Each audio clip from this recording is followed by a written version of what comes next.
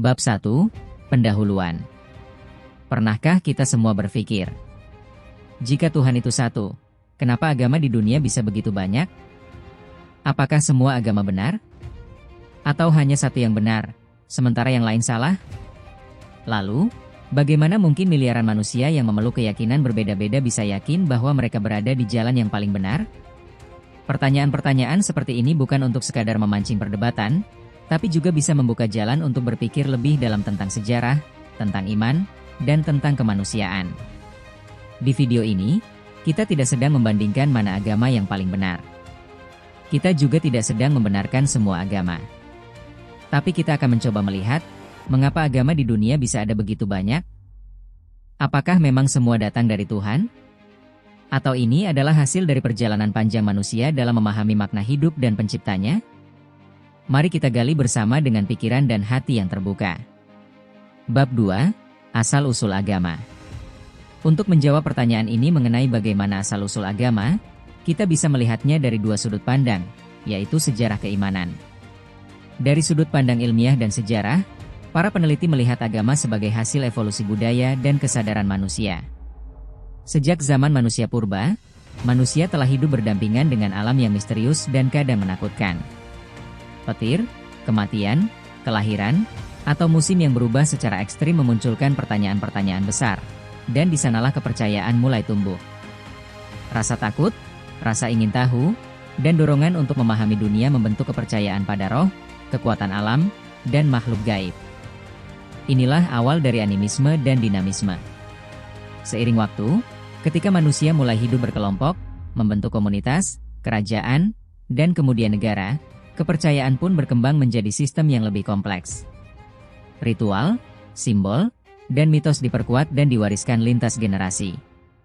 Kepercayaan lokal kemudian menjadi agama-agama tradisional, dan dalam perjalanan sejarah, melalui pengaruh kekuasaan politik, penaklukan, perdagangan, dan pertukaran budaya, lahirlah agama-agama besar yang menyebar luas ke berbagai belahan dunia.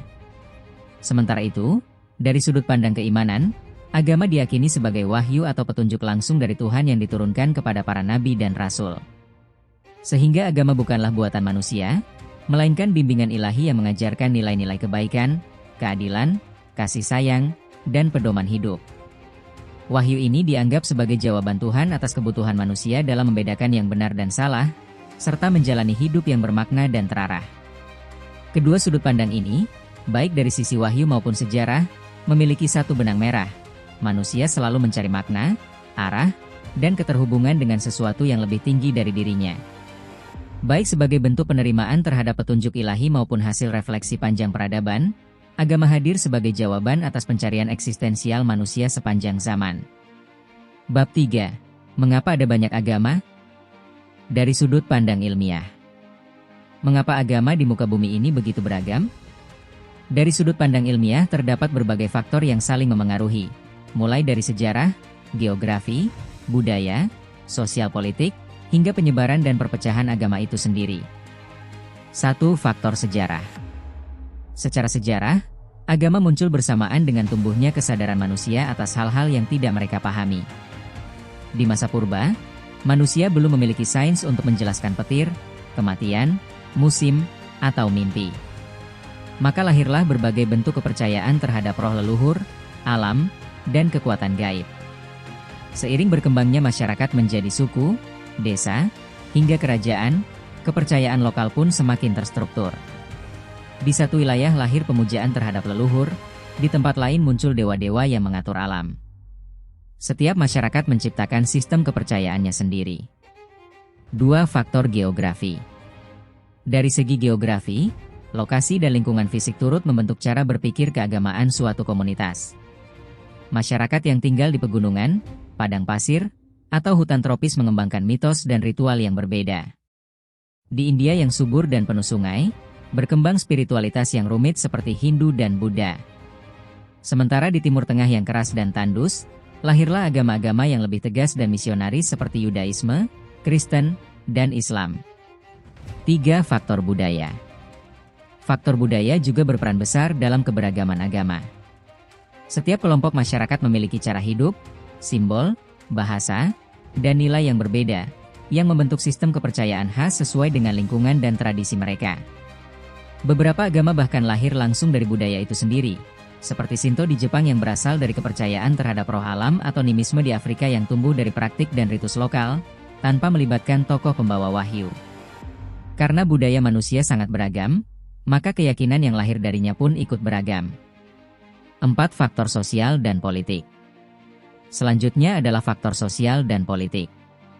Sepanjang sejarah, agama seringkali berkaitan erat dengan kekuasaan. Para penguasa menggunakan agama untuk menyatukan rakyat, memberi legitimasi atas kekuasaan, bahkan sebagai alat kontrol sosial. Agama pun bisa berkembang pesat saat didukung negara, atau justru melemah saat ditindas. Dalam banyak kasus, agama baru muncul sebagai respons terhadap ketimpangan atau pencarian keadilan sosial, seperti munculnya Buddha sebagai reaksi atas sistem kasta. 5. Faktor penyebaran dan perpecahan. Dan yang terakhir, keberagaman agama juga terjadi karena proses penyebaran dan perpecahan. Seiring waktu, ajaran yang sama bisa menumbuhkan tafsir berbeda. Perbedaan sudut pandang, bahasa, atau kepentingan politik bisa menyebabkan lahirnya aliran baru, sekte, bahkan agama baru. Agama-agama besar seperti Kristen, Islam, dan Buddha pun mengalami perpecahan internal, misalnya Katolik, Ortodoks, dan Protestan dalam kekristenan, atau Sunni dan Syiah dalam Islam. Bab 4. Mengapa ada banyak agama? Dari sudut pandang keimanan. Kalau Tuhan itu satu, kenapa agama ada banyak? Bukankah akan lebih mudah dan lebih damai jika Tuhan hanya menurunkan satu agama saja untuk seluruh umat manusia? Pertanyaan ini mungkin pernah muncul dalam benak kita. Dan dari sudut pandang keimanan, jawabannya tidak sesederhana itu. Tentu terdapat berbagai faktor terkait hal ini. 1. Tuhan memberi manusia kehendak bebas. Banyak pemeluk agama meyakini bahwa Tuhan memberi manusia kehendak bebas, kebebasan untuk memilih, berpikir, dan mencari kebenaran dengan kesadaran penuh. Jika manusia dipaksa untuk hanya memeluk satu agama tanpa pilihan, maka tidak akan ada nilai dalam keimanan itu sendiri. Iman yang dipilih dengan sadar lebih berarti daripada iman yang dipaksakan. 2. Pewahyuan bertahap dan kontekstual. Banyak ajaran suci mengisyaratkan bahwa wahyu diturunkan secara bertahap dan kontekstual kepada berbagai bangsa dan kaum di sepanjang zaman. Ajaran yang diberikan kepada Nabi Ibrahim berbeda dari yang dibawa oleh Nabi Musa, Isa, atau Muhammad, bukan karena bertentangan, tapi karena disesuaikan dengan kebutuhan dan kesiapan umat pada zamannya. Maka keragaman agama juga bisa dilihat sebagai hasil dari proses pewahyuan bertahap. 3. Penyimpangan dan perpecahan ajaran awal oleh manusia. Namun dalam sejarah panjangnya, manusia pun berperan dalam membentuk arah agama. Sebagian ajaran awal menyimpang, terpecah, atau dikembangkan secara berbeda oleh pengikutnya. Perpecahan ini seringkali muncul karena faktor politik, ambisi, atau konflik internal di dalam komunitas agama itu sendiri. 4. Perbedaan pemahaman dan penafsiran. Di sisi lain, perbedaan pemahaman dan penafsiran juga menjadi penyebab munculnya banyak agama dan aliran kepercayaan. Analoginya begini, bayangkan ada orang yang jomblo akut. Si A menganggap orang itu hidupnya sial karena terus sendiri, sementara si B merasa hidup orang itu bahagia karena bebas dan tidak memiliki tanggungan. Padahal situasinya sama, bisa memiliki perbedaan pemaknaan. Begitu juga dengan ajaran agama. Satu kalimat suci bisa ditafsirkan berbeda oleh dua orang yang latar belakang, budaya, dan tujuannya berbeda. 5. Ujian bagi manusia. Selanjutnya, keragaman agama juga bisa dipandang sebagai ujian dari Tuhan. Apakah manusia mau sungguh-sungguh mencari kebenaran, atau hanya mengikuti apa yang nyaman tanpa berpikir? Dalam ajaran tertentu, inilah jalan ujian moral. Apakah kita tetap jujur, adil, dan rendah hati di tengah berbagai keyakinan yang berbeda?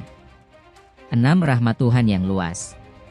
Ada pula yang melihat keragaman agama sebagai bentuk dari rahmat Tuhan yang luas. Tuhan tidak membatasi petunjuknya hanya pada satu kelompok. Ia memberi banyak jalan agar sebanyak mungkin manusia bisa menemukan cahaya sesuai dengan kondisi mereka masing-masing. 7. Keterbatasan manusia dalam menerima kebenaran mutlak. Dan terakhir, kita juga harus ingat bahwa manusia itu terbatas dalam memahami Tuhan yang Maha Besar. Karena keterbatasan itulah, manusia menerima dan menafsirkan ajaran ilahi dengan cara yang berbeda-beda. Ibarat cahaya putih yang masuk ke dalam prisma, lalu terurai menjadi berbagai warna. Sumbernya satu, tapi pantulannya beragam. Bab 5, penutup dan kesimpulan. Jadi, mengapa agama ada banyak? Jawabannya bukan tunggal, karena tergantung dari cara kita memandang. Dari sudut pandang keimanan, agama yang banyak bukan berarti Tuhan membingungkan manusia. Justru itu menunjukkan bahwa pencarian kebenaran adalah bagian dari perjalanan manusia yang harus dijalani dengan kebebasan, tanggung jawab, dan ketulusan hati. Sementara dari sudut ilmiah, keberagaman agama adalah cerminan dari sejarah panjang manusia. Bagaimana kita beradaptasi, bertanya, membangun makna, dan mewariskan nilai dalam konteks yang sangat berbeda-beda. Keberagaman agama seharusnya tidak menjadi alasan untuk saling menjauh, apalagi saling memusuhi. Justru dari perbedaan inilah kita bisa belajar tentang toleransi, kebijaksanaan, dan nilai-nilai universal seperti kasih, keadilan, dan kemanusiaan. Dampak positif dari keberagaman agama pun nyata. Lahirnya dialog lintas iman, kerja sama sosial, hingga saling menghargai di tengah perbedaan. Maka di dunia yang penuh warna ini, tugas kita bukan menyeragamkan keyakinan, tapi menjaga kemanusiaan. Karena pada akhirnya, yang dinilai bukan label agama kita, tapi bagaimana kita hidup sebagai manusia. Jangan lupa subscribe, like, dan nyalakan lonceng notifikasi.